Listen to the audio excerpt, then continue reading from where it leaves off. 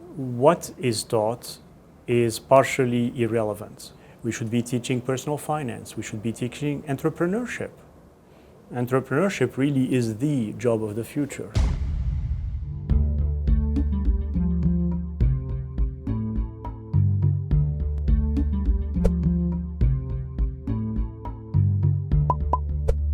Olá, meu nome é Ana Paula e o canal Brasil recebe hoje Charles Fadel, que é professor da Escola de Educação de Harvard e fundador do Center for Curriculum Redesign. Professor Charles Fadel, it's very nice to talk to you. Thank you for this talk. It's my pleasure. Thank you. Professor, Brazil achieves very poor results in international exams that evaluate the educational performance of the country, such as OECD's PISA. In your opinion, what is the problem here in Brazil? Why do we have these bad results? Well, a lot of countries are not achieving what they could on PISA or other international tests. And the problems cannot only be traced to education. Let's be fair. There are plenty of societal issues that need also to be solved too. Issues of equity and population neglect and all sorts of things that need to be solved. So remember that education can only address part of the problem and not the whole problem. So every time we have to think about these things, we have to accept that there are other solutions that can be political, societal, etc., not just put all the burden on the back of education. That said, yes, of course education has a role to play, as it has historically through the centuries. And it is a mechanism to boost ourselves out of a poor situation into a better one. But that implies a number of things that have to come together, right? We have struggled as societies to come to terms with even the Industrial Revolution. It took 150 years. We invented mass schooling, and generally speaking, we adapted. And now we have, even as we are not fully adapted, we have this other challenge of the digital revolution. And so even looking at test results like PISA, we're still looking in the rearview mirror compared to what needs to be. You talked about the technology and industrial revolution, and you talk about the technological disruption, that we are living in an area of technological disruption. What does it mean, and how is it related to education and also the labor market from now on and now already? This is a rich question, and lots of things to discuss. So first of all, remember that even the Industrial Revolution had a lot of technological disruptions. We went from having no telephones to having telephones, no phonograph, no photography, no any of these things to having them. So it was a discontinuity, right? Whereas now we're having them, but they're improving and they're becoming faster and more agile. So they too live through their share of disruptions, technology disruptions. And if you read history books, you will remember that they had anarchists throwing bombs and things like that. Well, change is always hard for us humans. What's happening now that's different, though, is the rate of change, the speed of the change. And with everything being interconnected, one change occurs somewhere on the planet and it ripples like a wave across the planet. And so that's amplifying the complexity of what we have to deal with. We had 100+ years to adapt to the Industrial Revolution. We did go from having no schooling or no mass schooling to having mass schooling. So we invented that model. And it worked okay for 150 years. Not always perfect, but it was reasonable, let's say. And now we have to come to another model because there's a new wave of disruption, and this one is happening a lot faster. What kind of technological disruptions, like in the everyday life and also in education?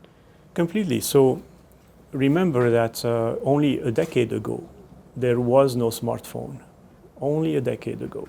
And yet it has become so pervasive and we're so used to them, they're like our companions. And there are plenty of unexpected consequences. So for instance, with text messaging, people can cancel out a meeting on us at the last minute. And I see you smiling because we all have experienced this sort of situation. And that's a completely, it was completely unforeseen. When the GSM system invented short messaging service, it was only to use free bandwidth that was in between voice calls. And yet, with 140 characters, now you can do a lot of damage. Who would have thought? So technology comes with its share of disruptions, and this is just a very minor example. Think of all the jobs that will be disrupted as not only physical machines can do heavy lifting tasks and so on, but also intellectual machines, artificial intelligence, can start automating away tasks or entire jobs. And it ranges from truck driving, a relatively low-skilled job, to even diagnostics of cancer, a very high-skilled job. So it's not, it's pervasive. It's going to be impacting a lot of occupations and a lot of tasks, and we are not very well prepared to figure out how to cope with it. What happens, of course, is with any new technology, you have the creation of new jobs. So, for instance, a decade ago, you would not have thought of a drone operator or an Uber driver or a data scientist. These concepts were not around, optogeneticists, etc. So all of a sudden you have the emergence of new jobs, some of which require significant upskilling, and some of which might be transitory, like Uber drivers get replaced by an automated vehicle at some point. And so this is a very, very complex environment we have to figure out. There's a recent World Bank report that alerts that the Brazilian aged between 19 to 25 years old already are to be excluded from the labor market because they are not able to perform the good jobs, as they call it. So what could be the major deficiencies in these young workers' education so they cannot do that, perform those kind of jobs? Well, where do we start? Well, for one, what is taught is partially irrelevant. We are teaching subjects and topics that pertain to the 19th or 20th century, whereas for this century, we should be teaching, for instance, technology and engineering, social sciences, psychology, sociology, anthropology. We should be teaching personal finance. We should be teaching entrepreneurship. Entrepreneurship really is the job of the future because we need to map to opportunities, not to the jobs are, because we don't know where they will be in the future.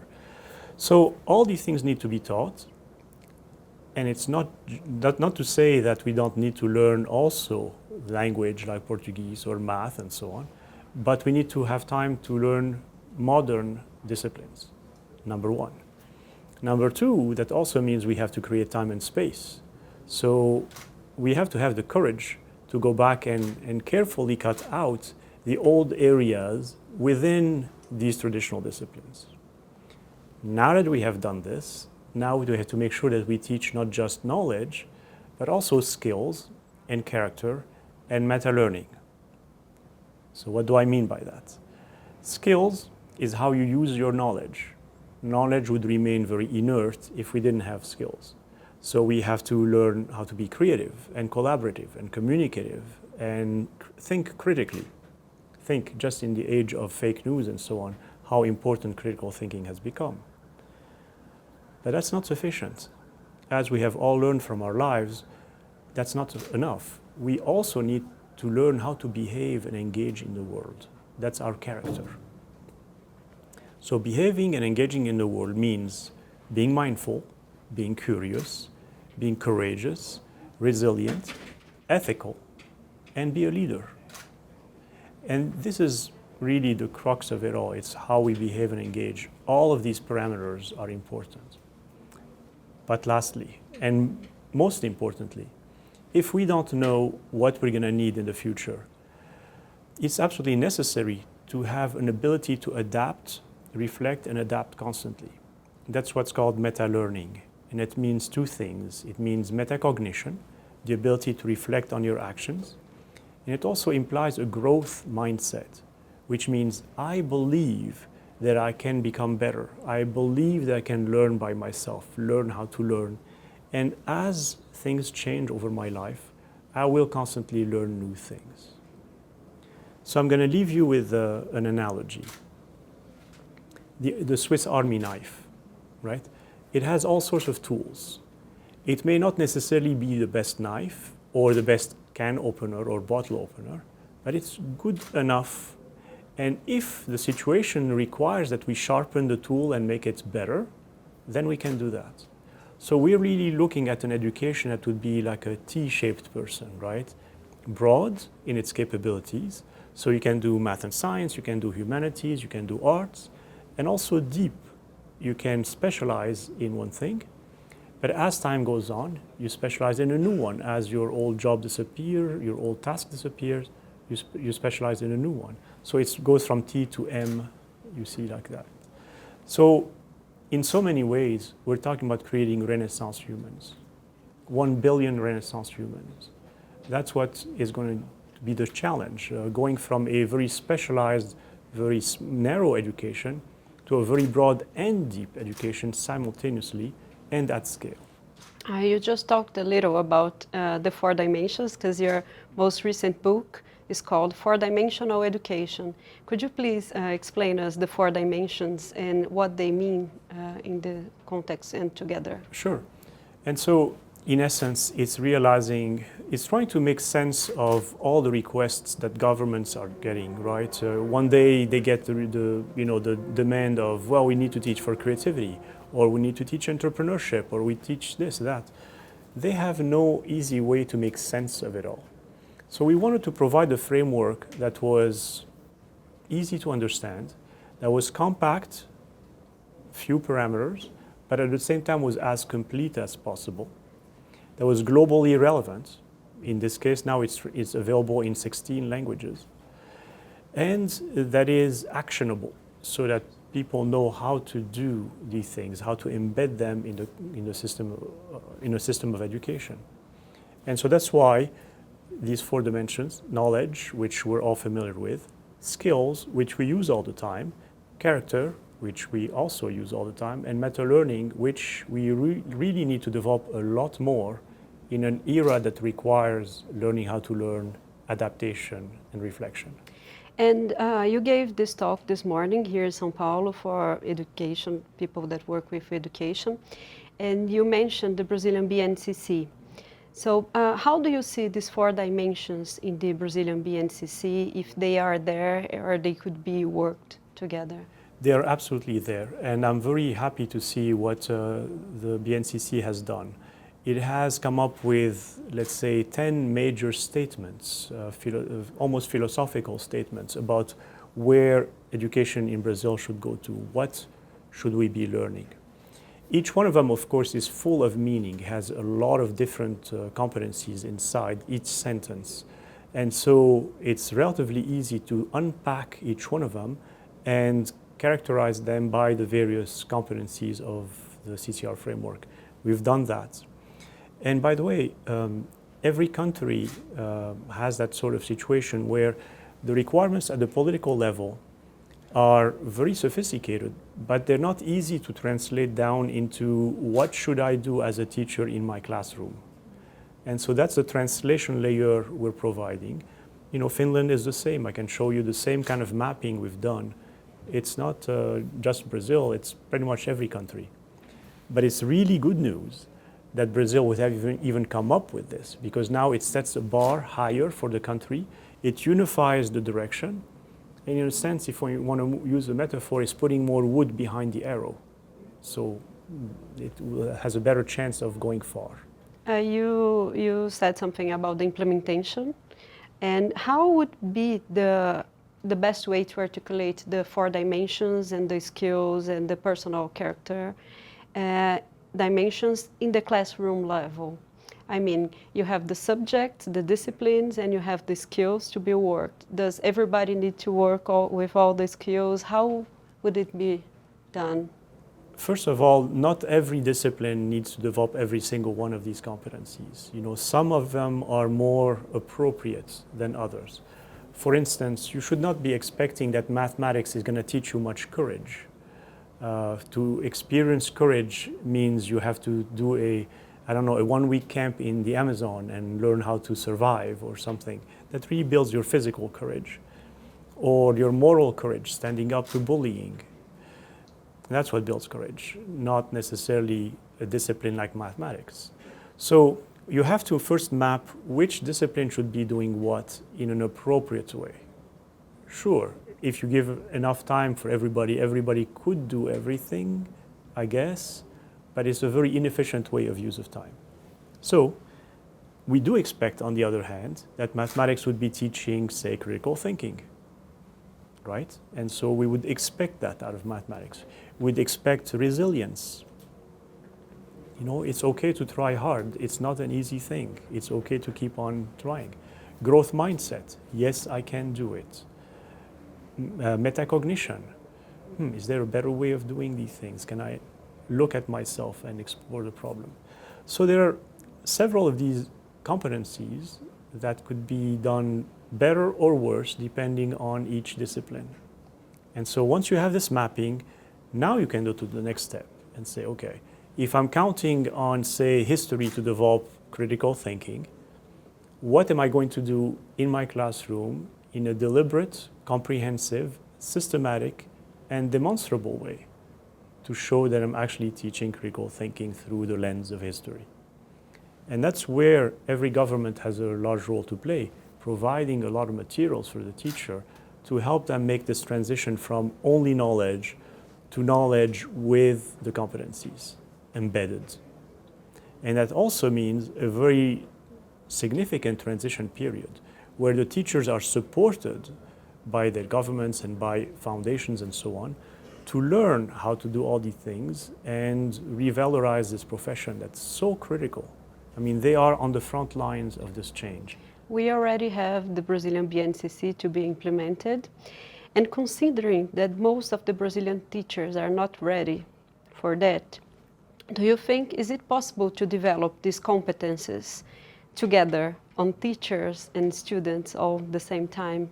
To a certain extent, yes, meaning it is perfectly okay for the teacher to come down from the pedestal and realize that they too are on a constant learning journey like the students. And it's perfectly okay for the teacher not to be constantly the only knowledgeable person in the room. That said, there are also limits to this model, meaning yes, you want more student participation, but you also need a clear guide, an example of how to behave, for instance. And so there are limits to how far you can push this model. So I would certainly advocate a lot deeper teacher training, a lot more support for the teachers, a significant social revalorization of that profession. So like in Asia, it will be considered as one of the most important professions and really be loved by society as being one of those professions. And I had a teacher in university. He used to say that we didn't need to know everything, we just needed to know where to find the information. Yeah. Nowadays, everybody knows where to find the information. Yeah. What's the next step in education to prepare people to get ready for that future that we're talking about? Certainly. Well, if you think about where were we going with all of this, we went from the Middle Ages where information was hard to find. And so you had the lector reading the book. And that book had a value of approximately $50,000 in today's money. And you were never going to see this book again. So information was scarce. You as a student, you had to scribble notes, and the notes were going to be what you had when you went from, let's say, the Sorbonne to Hamburg, and you were going to have to practice law in Hamburg. Your notes were all you had. Then the printing press happened, and now books were plentiful. And now the internet happened, and now tons of all types of information are there. Not just so-called factual information, but also procedural information. If you want to look at how to do plumbing, you can watch a video. So we have a lot of information available. However, we need to understand first, is this valid information? How do we ascertain whether it's real or not, whether it's someone's crazy opinion or not? That is a key skill. But above and beyond that, remember that we were always trying to reach a higher goal. All of this information was meant to do two things. One, expertise. So you become an expert at a given domain. But second, really it's called transfer. Transfer is when you have learned something when you were 10 years old, and now 20 years later, you're using it in a completely different context but it's still applicable. That's transfer. You learn something, say, in a mathematics class, and now you're using it in the real world in a completely different domain. It has transferred. Well, think about it this way. If we had this triangle and so much hard time going up from data, information, knowledge, etc., because it was so hard to find, well, now the situation is inverted. Now we can spend a lot more time on expertise and transfer and a lot less time on memorizing things. It doesn't mean we don't have to memorize anything, no. But be much more selective about how to memorize, what to memorize, and develop this confidence and this ability to go and fetch new information as we need it and just learn on the fly very, very quickly. Again, from a solid base, but find what you need just in time, just what I need. Technology is increasingly present in children's and teenagers' everyday life, which also includes the school environment, as we talked about. How do you evaluate the role of technology in the classrooms? And could Brazilian public schools make use of these resources? So technology is always this open question. Are we getting better results thanks to technology, and particularly education technology? And we've seen a lot of promises go in and out over the decades. You know, CD-ROMs and DVDs, and then of course you go into personal PlayStations or whatever. Every 2 years or so, there's a new theme that comes up. Soon we're going to be talking about augmented reality and virtual reality, and eventually artificial intelligence applied to education. What we fail to do is really letting things stabilize. We are not allowed the time to stabilize because technology changes so fast. And so by the time we run the experiments and have some validation, things have moved on. The file formats have changed, or the devices have changed, or the expectations have changed, and so on.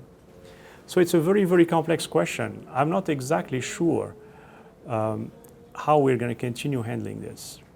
One thing is clear to me, though, is that without technology, it's going to be really hard to keep track of all these parameters we're talking about, right?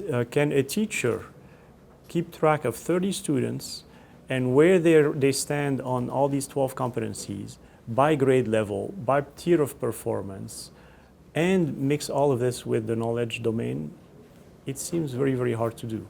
And so I have high hopes that technology will be there to assist and augment the teacher, and certainly not replace them, but help them in a profound way and help the student in a profound way. So that's the hope. We have slivers that are working well. For instance, rather than grading papers every night, imagine if you had a system that could do this for you and would also be intelligent enough to tell the student how to improve. That would take a big load off the teacher, and so the teacher could spend time on higher value information or higher value teaching. So all of us in our jobs have boring tasks, tedious tasks, and if we can simplify the life of a teacher so they can focus on the areas of greater importance, I think we'll all be happy with it. You said something about evaluation and grading. In Brazil, some schools are trying to work with the social emotional skills that we've talked about, but most of the parents are pretty much worried about evaluations outcomes and getting to university and so on. How to balance this? Well, you know, I'm a parent too, and a lot of people are. And what we fall into is the requirements at the end of school getting into universities. These requirements need to change, because if they don't change, they bias the system backward. So we have situations where schools would do things above and beyond that are necessary. So as a parent, any parent could understand that social and emotional learning matters. It has mattered in their career, it matters for their life. Every parent understands that this is important. But if the tests at the end of high school, entrance into higher ed, do not reflect this, well, unfortunately the behavior comes back diminished, because what we measure is what we pay attention to. So we absolutely have to change these measurements because they will change the behavior. And parents, in a sense, and teachers are responding fairly to the requirements of the system. And they're saying, okay, I understand all these extra things, they're great for life and work, but if they're not measured and if you fail on this, then what? They're going to be very, very creative and still not get into higher ed. So we absolutely need to change this interface between high school and higher ed, and because it cascades the requirements all the way down. Brazil has a high degree of disparity in many areas and also in the educational area. What are the main challenges to be faced in the nationwide implementation of a curriculum that encompasses all the 4 dimensions that we talked about? Well, even implementing a traditional curriculum has been a challenge for the past 100 and some years, right? The problem, of course, is that with a broad population, the requirements are very different. And you'd want everyone to be lifted up to a certain baseline as a minimum of literacy, numeracy, and so on.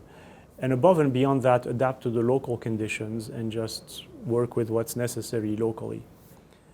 And above and beyond that, give a chance, an opportunity for every kid to transcend their local needs and go to the next level if they have what it takes, emotionally, intellectually, etc.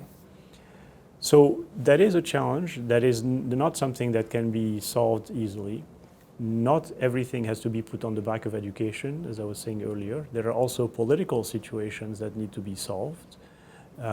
Investment, redistribution, that sort of thing needs to be on the conversation. And by the way, the issue of redistribution is going to come all the more pressing with automation taking away jobs. So it's not an issue that we're going to be able to shy away from for very much longer. And that's why some countries are starting to experiment, like Finland with basic income and so on, to see, well, what could we be doing about these things? It's going to be fascinating to watch. I think societally, we have to address these things head on, or we're headed towards social unrest. The implementation of the nationwide curriculum, it takes public policy and investments and so on. But it also requires the engagement of the professionals and the teachers and the students and society. How to make it happen? How to engage people? If there's a trick? Well, the trick, if you want, is simply to tell students what's relevant, right? All of us have been in a school, in a classroom, saying, so why do I need to know this? What's relevant about it? We've always asked this question. And now, if you have access to a lot of information online, it's all the more reason to ask yourself, why do I need to know this? Why, if I can search it, why do I need to know it? It's a very fair question. And so curricula have to be redesigned to think through this question. There are elements that are needed. For example, you can explain to the child, look, yes, you could look 2 times 2 on your cell phone or online, but it's very time inefficient. You need a certain level of automaticity. And same for language, and same for a lot of things. But at the same time, there are plenty of things that are extraneous. You don't need to memorize the arc-secant formulas. Those you can find, but you need to be able to use them. So how about we spend the time on how to use these things, how to make sure that the results are correct. Yes, that would be a worthy way of spending the time, not necessarily knowing the information, but how to use the information.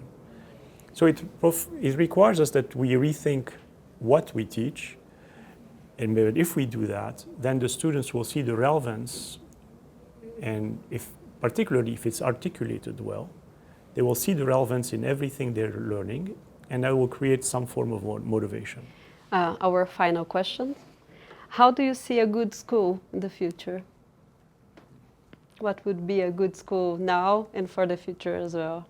In my opinion, a good school of the future will not look particularly different in the sense that you are still going to have walls. You still need to place your 10-year-old children in one place. You still have to have them interface with each other and learn social behavior. We still need to have a baseline that everyone is aware of so we can have conversations as nations. If I say something such as, let's say, an exponential, I want to have this conversation with lawyers and politicians explaining, well, this what's happening when Zika or Ebola are growing in the population. So we have to be really careful about how fast we address the problem and how many doctors we address very quickly, rather than wait an extra week or an extra week because it's growing exponentially. We want everyone to understand these things. So a good school will be able to embed a lot of this. But where you will recognize it to be different is that some of it, not all of it, some of it will be done via projects. Projects that are the passion of the student. Now, you want to provide a certain amount of choice, but a lot of these disciplines need to be learned by everybody as well. For instance, let's say robotics is important for anyone to know nowadays. Well, you want to design an underwater robot, fine. I want to design a walking robot, etc., etc. So there's choice within the prescribed content. And that's how we're going to navigate this. So we do projects that are interesting to each one of us, but they also fall into a broader framework of things that matter. At some point, we'll also be able to have these students become so good that they will want to do, at the end of high school, their own projects. They basically, that's the equivalent of composing and improvising as if it were music, right? Not just playing your scales or playing a piece or playing with an orchestra, but also compose and improvise. That's, I think, where we're going to get to as schools. Okay, thank you, Professor. Thank you very much for this talk. Thank you.